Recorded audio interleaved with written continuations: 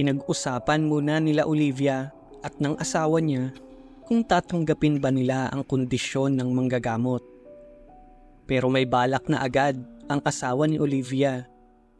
Sinabi nito na hindi naman nila kailangan sundin ng manggagamot.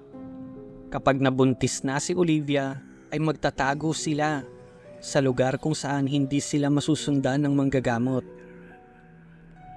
Ayaw sana ni Olivia pero kinumbinsi siya ng kanyang asawa. Kaya pumayag sila sa kondisyon ng manggagamot. Dumaan ng 1 linggo, nabuntis nga si Olivia at makalipas ang mga buwan ay nagsilang siya ng malusog na anak na babae na pinangalanan nilang Sofia. Simula noon ay taon-taon na silang lumilipat ng bahay para magtago sa manggagamot. Ngunit dumating ang 7th kaarawan ni Sofia. Masayang nagdidiwang ang buong pamilya sa kanilang bagong tahanan nang biglang magpakita sa bahay nila ang manggagamot. Hinihingi nito ang kanyang kabayaran. Pero galit na itinaboy ng asawa ni Olivia ang manggagamot. Hinawakan niya ito sa braso at hinatak palabas ng bahay. Isasara na sana niya ang pinto ngunit nagsalita ang manggagamot. Dahil sa ayaw niyong magbayad ay isusumpa ko ang inyong anak. Hanggat hindi ko natatanggap ang bayad ay hindi makakatulog ang inyong anak hanggang sa manghina ito at mamatay. Pero kung pipilitin at nagawa niyong mapatulog ang inyong anak ay magiging halimaw siya at papatayin niya kayo. Kinuha ng asawa ni Olivia ang pitaka niya na punong-puno ng pera. Inihagis niya ito sa matanda. Ayan na ang bayad mo. Huwag ka nang babalik dito at huwag ka nang magpapakita sa pamilya ko. Galit na sinabi ng asawa ni Olivia, sabay sarado ng pinto. Ngunit natupad nga ang mga sumpa ng manggagamot. Hindi na nga nakakatulog si Sofia hanggang sa tuluyan itong manghina. Walang magawa ang mag-asawa at dahil sa sobrang lungkot ay kumanta na lamang ang ama ni Sofia. Naiiyak na lamang ang ama ni Sofia nang matapos niya ang kanta. Pero napansin niyang nakatulog si Sofia. Tinawag niya si Olivia. Nakita nito na sa wakas ay nakatulog na ang kanilang anak. Tuwang-tuwa ang mag-asawa. Ngunit sandali lang ang kanilang kaligayahan dahil unti-unting nagbago ang anyo ni Sofia. Humaba ang mga binti at braso nito. Unti-unting lumaki ang katawan hanggang sa mapunit ang mga damit. Tinubuan ng mga matatalim na pangil at mahahaba at matutulis na kuko at napuno ng makapal na kayumangging balahibo. Agad na lumabas ng kwarto ang mag-asawa at ikinandado ang pinto. Wala silang magawa habang naririnig nilang nagwawala ang halimaw nilang anak at naisip na totoo nga ang sumpa ng matanda. Kaya ni-record ng asawa ni Olivia ang kantang nakakapagpatulog sa anak nila.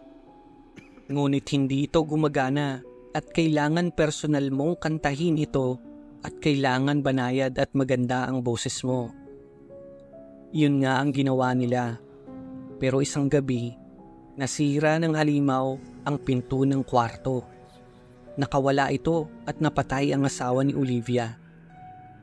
Kaya nagpagawa siya ng kwartong may bakal na pinto at kumuha ng mga katulong na magaling kumanta. Hindi makapaniwala si Elsa sa kwento ni Olivia. Pero bago pa niya lubusang matanggap ang nangyayari, ay humingi ng tawad si Olivia sa kanya. Sinabi ni Olivia kay Elsa na patawad dahil nadamay pa siya sa problema nila. Inakap na lamang ni Elsa si Olivia. Dahil rinig na rinig nila ang halimaw habang sinisira nito ang pinto ng kwarto kung saan sila nagtatago. Hanggang sa tuluyan nang masira ang pinto at makapasok ang halimaw. Sinakal nito si Olivia. Tinangka namang iligtas ni Elsa ang kanyang amo ngunit hinampas siya ng halimaw. Tumalsik si Elsa sa kama, duguan, hindi makagalaw, habang pinapanood na mawalan ng malay si Olivia. Nabalot ng makapal na usok ang kwarto at mula sa usok ay nagpakita ang manggagamot. Hindi kasi kayo nagbabayad, kaya bukod sa anak ninyo ay kukunin ko ang buhay nyo bilang interes, sabi ng manggagamot. Hinawakan ng manggagamot ang halimaw at sa isang iglap ay naging si Sofia ito. Walang malay si Sofia at nakaiga lang sa sahig.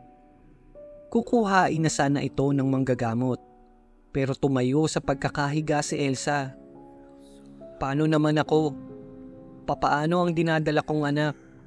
Asa ng bayad mo? Umiiyak si Elsa habang nakahawak sa dugoon niyang palda. Bitawan mo si Sofia.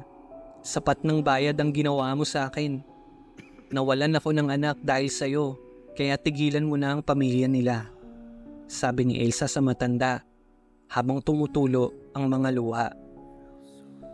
Dahil sa maigpit na sinusunod ng manggagamot ang konsepto ng kabayaran, ay naisip niyang tama si Elsa. Buhay, kapalit ng buhay. Anak, kapalit ng anak. Tumingin ang manggagamot sa dugoang palda ni Elsa at sinabing, "Sige, hindi ko na kukunin si Sofia, pero wag na sanang sumama ang loob mo sa akin dahil bayad na ako sa'yo." Naglaho ang manggagamot, kasabay ng pagkawala ng usok. Ilang sandali pa ay nagkamalay na si Sofia. Akap-akap siya ni Elsa, ngunit nakita ni Sofia ang kanyang ina. Walang malay, kaya nilapitan nila ito.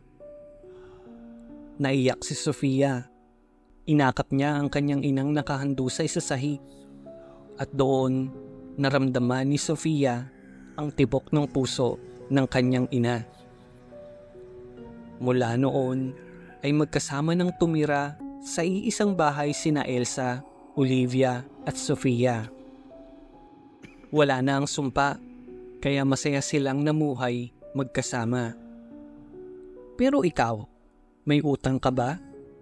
Huwag ka nang magtago, magbayad ka na. Baka kasi yan ang ikamatay mo. Sige ka.